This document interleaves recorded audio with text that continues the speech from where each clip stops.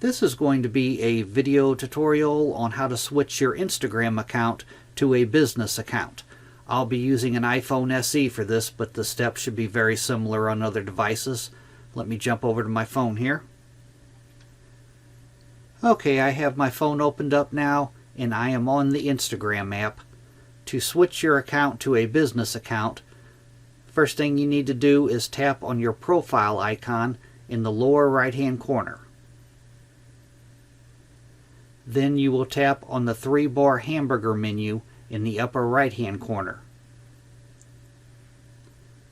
Then you will tap on Settings. And from here you will tap on Account.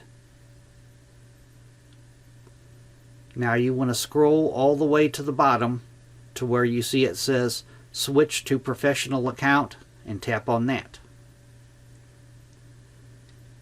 Now it will ask you, it tells you get a free professional account.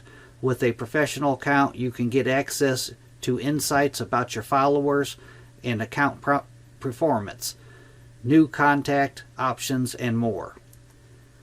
I'm not going to continue on past this point because I'm not going to change my account to a business account. There's a few more steps, but that is how you get there. That is how you switch your Instagram account to a business account. Thanks for watching.